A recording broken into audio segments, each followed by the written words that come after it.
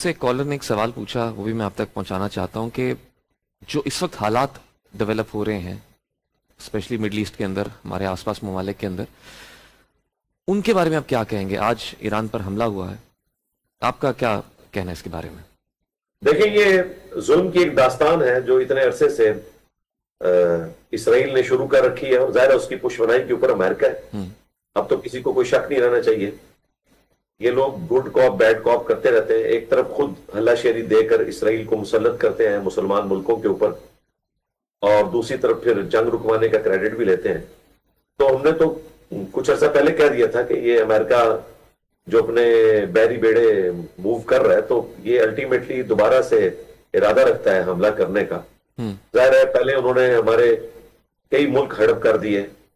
اس میں آپ دیکھ لیں ٹاپ آف لسٹ عراق کی مثال آپ کے سامنے ہے، بالکل شام کی مثال آپ کے سامنے ہے، اس کے بعد افغانستان کو بھی کھنڈر بنا دیا، اور اب ایران کے درپے ہیں۔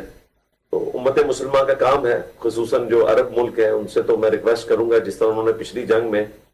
اس حوالے سے ایران کو مورل سپورٹ دی، اب بھی مورل سپورٹ دیں،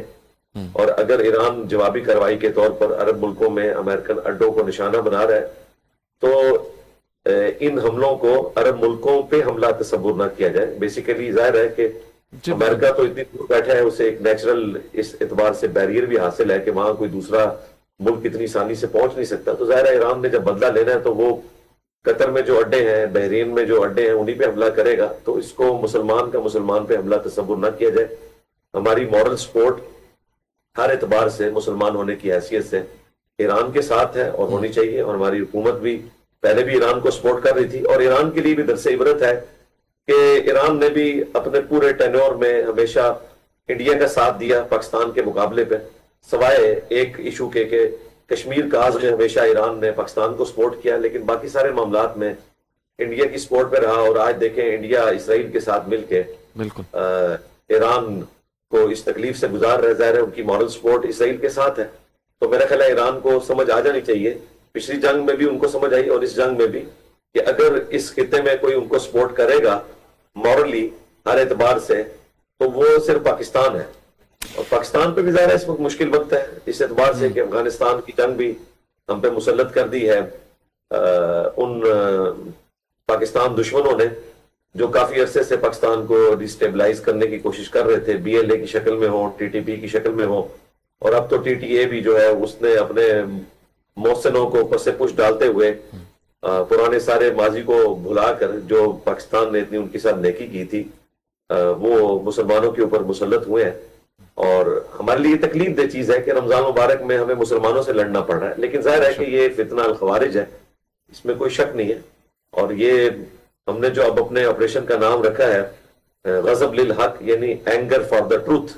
یہ جو پاکستان کے مسلمانوں کا غصہ ہے یہ سچائی کے لیے۔ ظاہر ہے کہ افغانستان نے اس وقت جو ہم پہ جنگ مسلط کی ہے، اور پچھلے 4-5 سال سے ایک تکلیف ہم کاٹ رہے ہیں، 2021 سے لے کر ابھی تک بڑی کوشش کی پاکستان نے سمجھانے کی، لیکن ایز اے لاسٹ ریزارٹ ہمیں اس جنگ تک جانا پڑ رہا ہے۔ اچھا علی بھائی، ان سارے حالات میں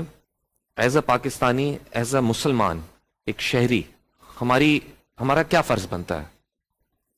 اس وقت اولین فرض یہ بنتا ہے کہ جو لوگ اپنی جان کو ہتھیلی پہ رکھ کے بارڈر پہ ہمارے لیے قربانی دے رہے ہیں، اور ہم گھر سے ان کے لیے دعا کا تحفہ بھی نہیں بھیج سکتے، ہم اپنے گھر والوں میں بڑی یعنی خوشگوار زندگی گزار رہے ہیں ساری اور افطاری کی اپنی فیملی کے ساتھ، اور وہ اپنی فیملی سے دور اپنی جان ہتھیلی پہ رکھ کے بارڈر پہ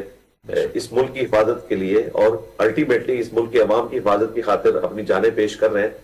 تو ہمیں ان کو دعاؤں میں بھی یاد رکھنا چاہیے، ان کی فیملیز کے ساتھ بھی حسن سلوک کا معاملہ کرنا چاہیے، اور اس وقت ہم اپنے اندرونی اختلافات کو، خواہ وہ پولیٹیکل ہو، مذہبی اختلافات ہوں، ان کو بھلا کر ریاست پاکستان کے ساتھ، پاکستان کے اداروں کے ساتھ، بالخصوص پاکستان کی جو افواج ہیں، آرمی ہو، ایئر فورس ہو،